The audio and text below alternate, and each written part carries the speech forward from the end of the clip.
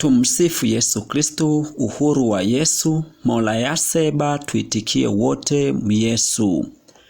Roho Mtakatifu wa Yesu ananena na ulimwengu. Pinga ushoga na roho zote za kuzimu na kuziombea kwa jina la Yesu. Lakini pinga roboti aliyeingia duniani kwa kisingizio cha kukua kwa sayansi na teknolojia.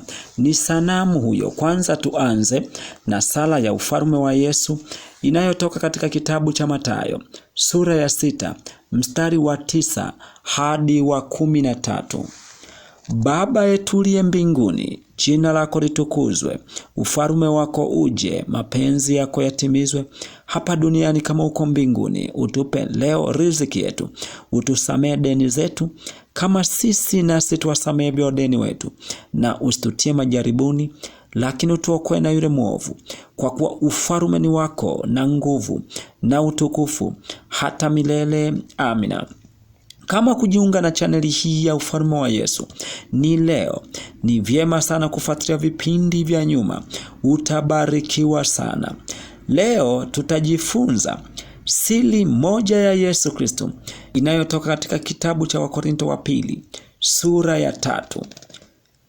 Siri hiyo ni kama ifuatavyo: wahudumu wa Agano Jipya. Wakorinto wa pili sura ya 3 mstari wa 1 hadi wa 18 inasema, je, tunaanza tena kujisifu wenyewe, au tunahitaji kama wengine barua zenye sifa kuja kwetu au kutoka kwenu? Ninyi ndinyi barua yetu iliyoandikwa mioyoni mwetu, inajulikana na kusomwa na watu wote. Mnadhihirishwa kwamba mmekuwa barua ya Kristo tuliyoikatibu, iliyoandikwa si kwa wino, bali kwa Roho wa Mungu aliye hai, si katika vibao vya mawe, ila katika vibao ambavyo ni mioyo ya nyama. Na tumaini hilo tunalo mbele za Mungu kwa njia ya Kristo. Si kwamba twatosha sisi wenyewe kufikiri neno lolote kwamba ni letu wenyewe, bali utoshelevu wetu watoka kwa Mungu. Naye ndiye aliyetutosheleza kuwa wahudumu wa Agano Jipya, si wa andiko bali wa Roho, kwa maana andiko huua, bali Roho huhuisha. Basi ikiwa huduma ya mauti iliyoandikwa na kuchorwa katika mawe ilikuja katika utukufu, hata Waisraeli hawakuweza kukazia macho uso wa Musa kwa sababu ya utukufu wa uso wake, nao ni utukufu uliokuwa ukibatilika. Je, huduma ya Roho haitazidi kuwa katika utukufu? Kwa maana ikiwa huduma ya adhabu ina utukufu, siuze huduma ya haki ina utukufu unaozidi. Maana hata ile iliyotukuzwa haikuwa na utukufu hivi, kwa sababu ya utukufu uzidio sana. Kwa maana ikiwa ile inayobatilika ilikuwa na utukufu zaidi sana, ile ikaayo ina utukufu. Basi kwa kuwa mna taraja la namna hii, twatumia ujasiri mwingi, nasi si kama Musa alivyotia utaji juu ya uso wake, ili kwamba Waisraeli wasitazame sana mwisho wa ile iliyokuwa ikibatilika, ila fikra zao zilitiwa uzito. Kwa maana hata leo hivi, wakati lisomwapo Agano la Kale, utaji huo huo wakaa, yani haikufunuliwa kwamba huondolewa katika Kristo. Ila hata leo Torati ya Musa isomwapo, utaji huikalia mioyo yao. Lakini wakati wowote watakapomgeukia Bwana, ule utaji utaondolewa. Lakini sisi sote kwa uso usiotiwa utaji, tukiurudisha utukufu wa Bwana Kama vile katika kioo tunabadilishwa tufanane na mfano huo huo toka utukufu hata utukufu, kama vile kwa utukufu utokao kwa Bwana aliye Roho. Nini fundisho hapa? Ufuasi wa Yesu ni barua inasomwa na watu kupitia matendo yaliyo mema kwa wafuasi wa Yesu Kristo. Maana yake ni nini? Wewe ukimtii Yesu Kristo utazishika amri zake ambazo ni upendo, kuwabariki, kuwaombea na kuwasamehe waliotukosea. Maana yake mtu atakusoma kwa matendo, sio katika maandiko kama ilivyokuwa katika Torati.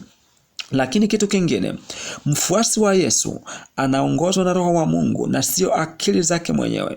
Maana yake anamtegemea Mungu anene katika mwili wake.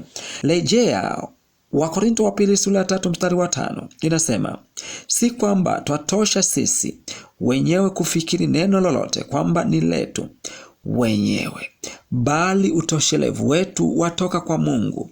Ndiyo maana tunasema kwamba Mungu ndiye anayetuongoza wote wale wafuasi wa Yesu Kristo, maana tumeunganishwa katika ulimwengu wa roho na kuenenda na sheria ya Mungu katika ulimwengu wa roho. Lakini jambo la tatu, huduma ya mauti ni Torati na huduma ya uzima wa milele ni imani katika Yesu Kristo. Unaona, maana yake ni nini? Sheria ya Torati ilikuwa haibadiliki, bali katika imani kupitia Yesu Kristo inabadilika. Maana yake ni nini? Sheria ya Torati ikisema usipoishika sabato uuawe, bali haikuwepo tena njia mbadala nje na pale. Lakini kwa njia ya Yesu Kristo ukimwamini, kuna msamaha, kuna ondoleo la dhambi, kuna huruma, kuna upendo, kuna kusamehewa dhambi zako bure, bali kwa kumkiri Yesu tu. Lakini kitu kingine cha nne, Bwana au Mungu au Yesu ni roho, na palipo na roho wa Yesu kuna uhuru. Maana roho huisha, bali andiko au sheria ya Torati huua. Rejea Wakorintho wa pili sura ya 3 mstari wa 6. Naye ndiye aliyetutosheleza kuwa wahudumu wa agano jipya, si wa andiko bali wa roho, kwa maana andiko huua bali roho huuisha. Maana yake ni nini? Sheria au andiko haibadiliki, bali Roho Mtakatifu hubadilika kupitia neema iliyoachiliwa katika msalaba wa Yesu. Mfano, kusamehe aliyekukosea upo katika ulimwengu wa roho, bali andiko linahitaji fidia au kulipa deni. Rejea Yohana 8 mstari wa 4 hadi wa 5 na 7 inasema, wakamwambia, Mwalimu, mwanamke huyu amefumaniwa alipokuwa akizini. Basi katika Torati Musa alituamuru kuwapiga kwa mawe wanawake wa namna hii, nawe wasemaje? Nao walipozidi kumhoji, alijiinua akawaambia, yeye asiye na dhambi miongoni mwenu na awe wa kwanza wa kumtupia jiwe. Umeona, huyo ni Yesu Kristo mbele ya Mafarisayo wenye jeuri. Huyo ni Yesu Kristo, na Roho Mtakatifu wa Yesu alikuwa anaishi ndani. Hapo ndipo tunaposhuhudiwa Roho Mtakatifu alikuwa ni Maria Yesu, na ukimwamini Yesu Kristo atatawala maisha yako katika ulimwengu wa roho pasipo andiko katika Torati.